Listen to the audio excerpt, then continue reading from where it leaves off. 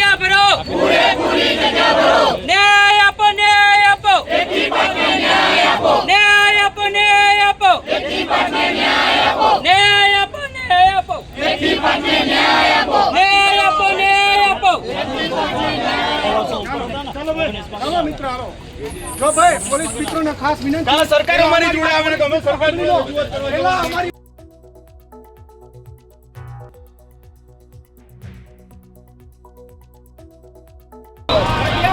જગ્યા ભરો, પૂરેપૂરી જગ્યા ભરો, જગ્યા ભરો, જગ્યા ભરો, પૂરેપૂરી જગ્યા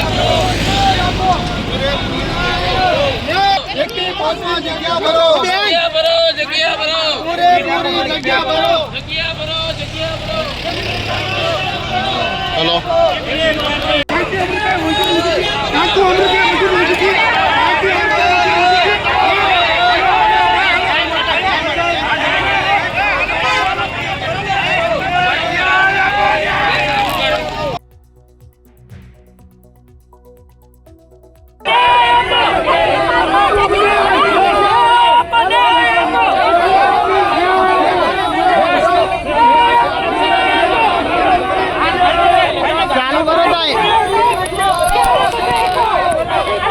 શિક્ષણ મંત્રી ફેંકવું છે.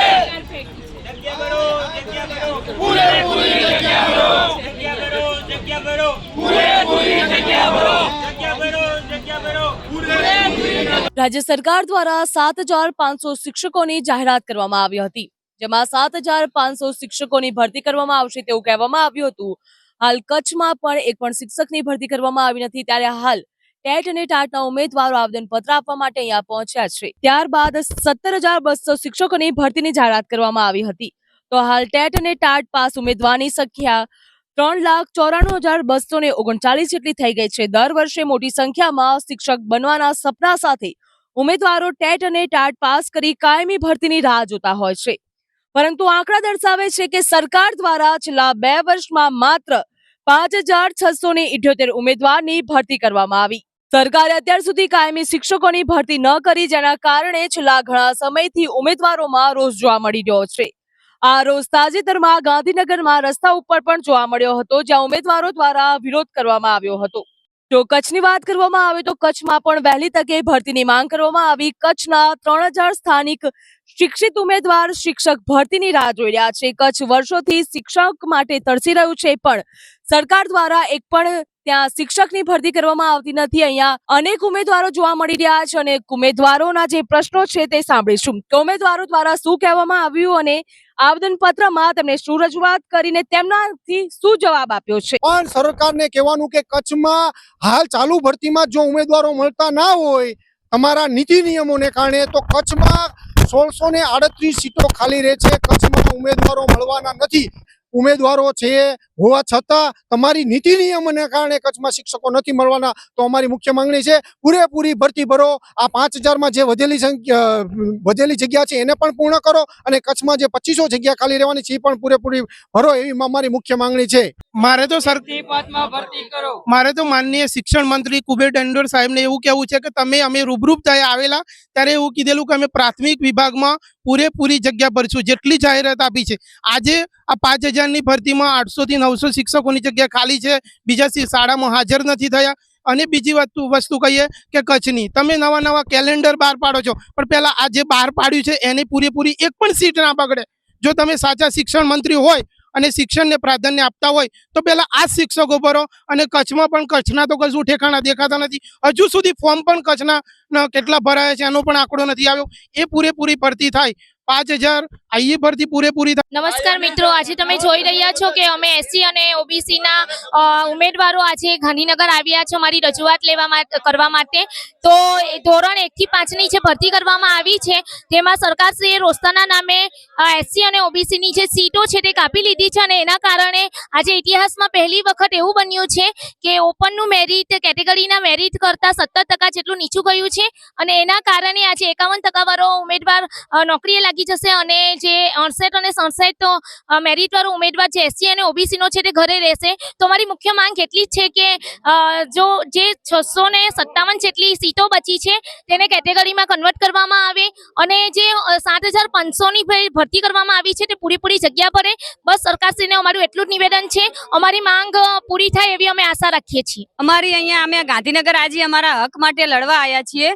અમારું કહેવાનું એટલું છે કે આજે 1 થી 5 ની જે સામાન્ય ભરતી ચાલુ છે એમાં આજે પહેલીવાર એવું બન્યું છે કે ઓપનનું મેરિટ 51 પોઈન્ટે અટક્યું છે અને અમારા જેવા આજે અમારા ઘણા બધા ઉમેદવારો મારા ભાઈઓ બહેનો 15 વર્ષથી જે રાહ જોઈ રહ્યા છે નોકરી માટે તે આજે 68 પોઈન્ટ જેટલું મેરિટ હોવા છતાં આજે અમે અહીંયા આ પરિસ્થિતિમાં ઊભા છીએ.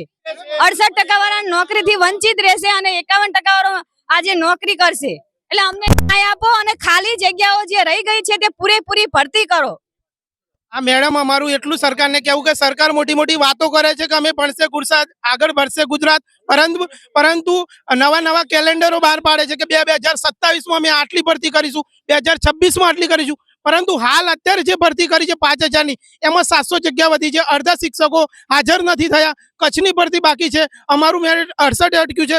અમારી જગ્યા ઓબીસીની કાપી લીધી છે 27% પ્રમાણે. તો કઈ રીતે સીટો વધશે એ કઈ જશે? અમારું ટેટ વેલિડિટી પૂરી થઈ જાય છે, અમારી ઉંમર પૂરી થઈ જાય છે. તો હવે અમે શું કરશું? ઘરે ફાંસો ખાશું અમે? અમારા બૈરા છોકરા છે, બે છોકરા છે, હવે તૈયારી કરવા કઈ બેસીએ? ઘર ચલાવવું કે એ કરવું? તમે જ જવાબ આલો. સર્ટી આ છેલ્લું સર્ટી છે. સર્ટી પછી વેલિડ નથી કરવાનું. અને સરકારને એ વસ્તુની મારી નમ્ર અરજ છે કે આવનાર બાળકનું ભવિષ્ય વિચારવું જોઈએ કે જો સરકાર ભણે ગુજરાત ભણે ત્યારે ગુજરાતની જો વાતો કરતો તો ટાઈફા જ છે.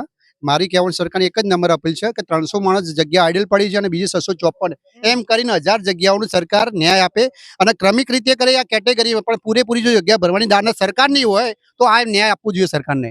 સાચી વાત, 100% સાચી વાત. એક બાજુ સાહેબ સરકારને એમ કહેવું કે SC/BC OBC ને જે 27% અનામત આપવામાં આવે છે એની જગ્યાએ આ ભરતી જે જાહેર કરી એમાં 27%ની તો વાત દૂર થઈ, 13% આપીને અમને મનાઈ લીધા. હજુ બાકીની જગ્યાઓ ખાલી.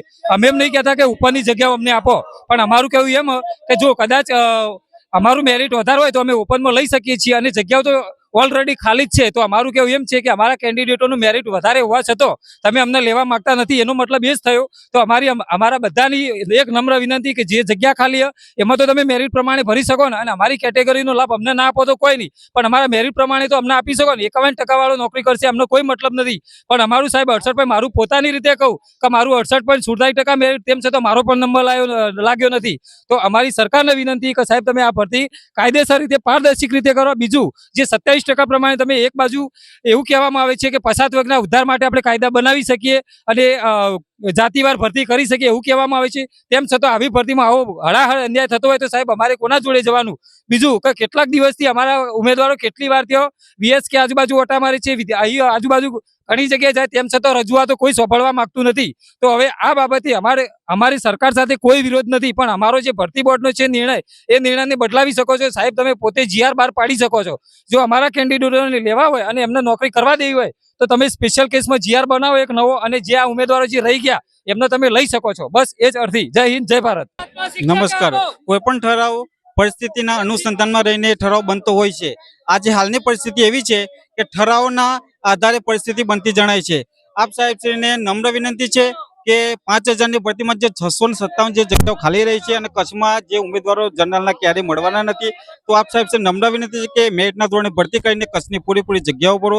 7500 જે જગ્યાઓ કરી છે એ જગ્યાઓ પૂરેપૂરી ભરાય જે હોય. બરાબર છે. હવે આજે 82 માર્કે અમને જો ટેટમાં પાસ કરી શકતા હોય, બરાબર છે, પાસ હોય, હવે એવો કોઈ પરિપથ જ નહીં. હવે આજે મેઇન ક્વોલિફાય છે PTCનું છે. PTCના માર્કના ગુણ ગણીના ટેટના માર્કના લીધે જનરલના તમે દાવેદાર નથી એવું કહેવા માંગે છે.